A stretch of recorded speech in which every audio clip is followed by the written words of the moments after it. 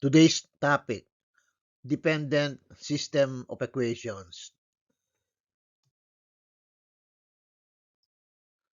A system of linear equations is dependent if it has an infinite number of solutions. The equations in the system are equivalent. The solution set of the system is all ordered pairs xy that satisfy either equation. How do you know that a given system of equations is dependent? This will be discussed in this video.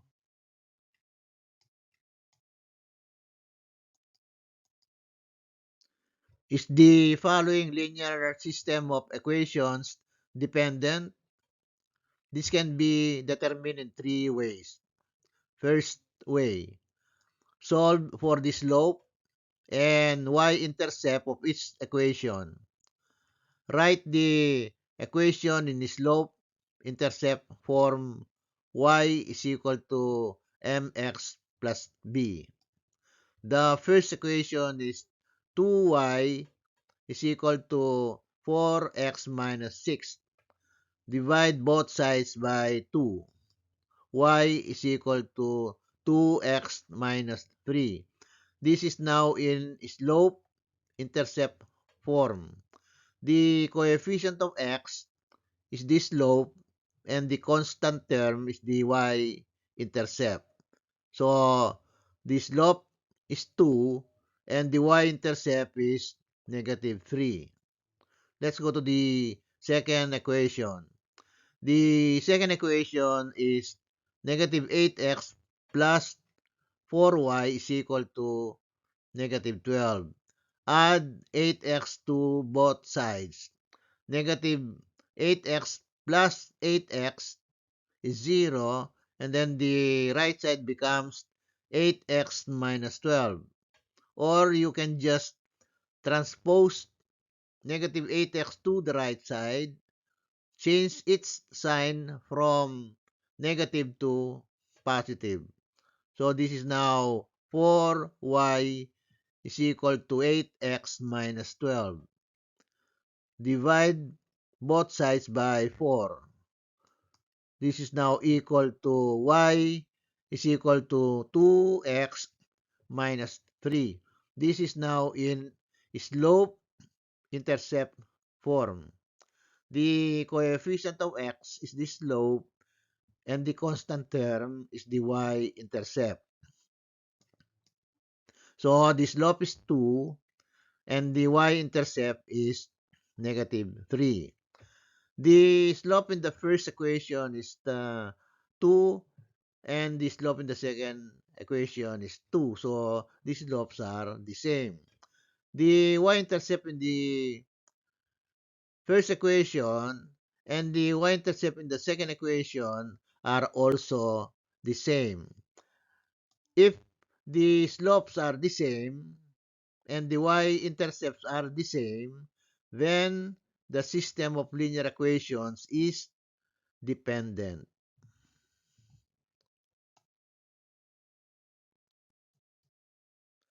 This is the second way on how to determine whether or not a system of linear equations is dependent. Solve the system of linear equations by either substitution or elimination. Let us choose elimination. But first, let us rewrite the first equation in such a way that the x term is written first, followed by the y term, and then the equal sign, and then the constant term. So we transpose 4x from the right side to the left side, change its sign from positive to negative. So we have now negative 4x plus 2y is equal to negative 6. Write the second equation. Negative 8x plus 4y is equal to negative 12. If we want to eliminate the x terms, we must make their coefficients numerically equal but opposite in signs. We can do that by multiplying the first equation by negative 2. Use the distributive property of multiplication. Negative 2 times negative 4x is equal to positive 8x. Negative 2 times positive 2y is equal to negative 4y. Negative 2 times negative 6 is equal to positive 12. So we have 8x minus 4y is equal to positive 12. And then the second equation remains the same. Negative 8x plus 4y is equal to negative 12. Then add positive 8x, negative 8x is 0, negative 4y, positive 4y is 0. And then positive 12, negative 12 is also equal to 0. So 0 is equal to 0. The x terms as well as the y terms are eliminated. If the computation results to 0 is equal to 0 and both variables are eliminated, then the system of linear equations is dependent.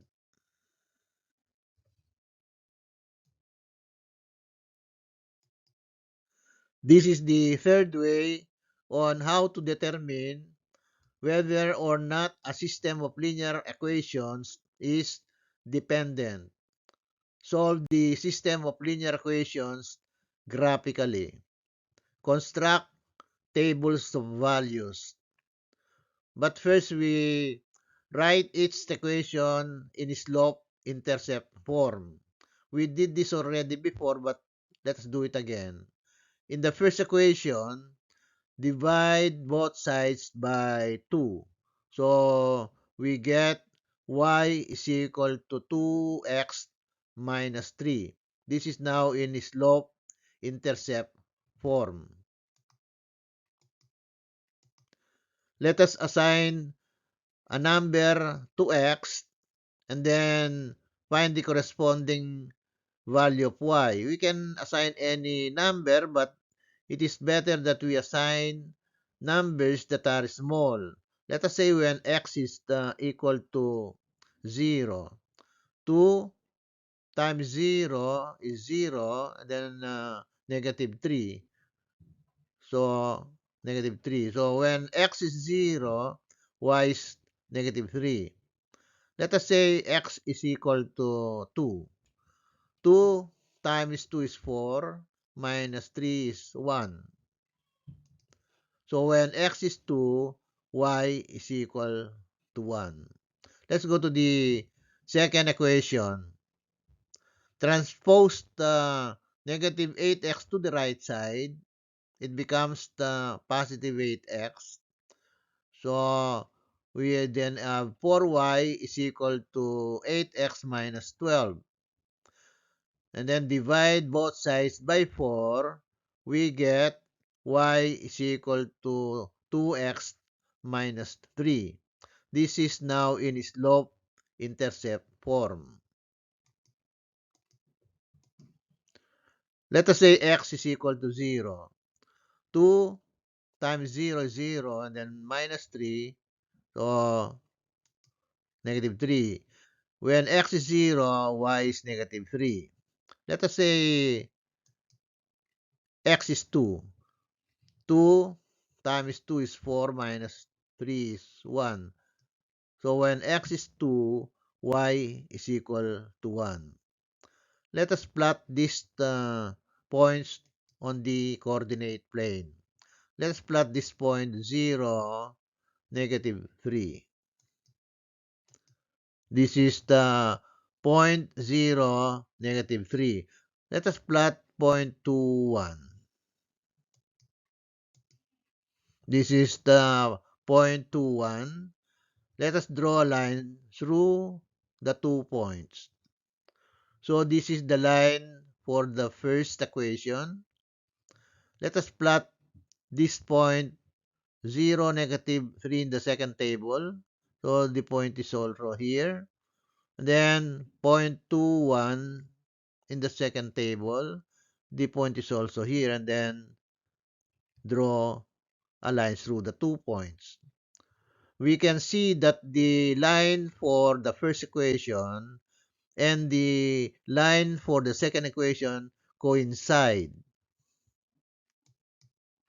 If the graphs of the lines in the system coincide, then the system of linear equations is dependent. Each ordered pair x, y of every point on the graph, such as point 2, 1 and point 0, negative 3, is a solution of the system. Since the line can be extended ad infinitum on both sides, therefore, the dependent system of linear equations has an infinite number of solutions.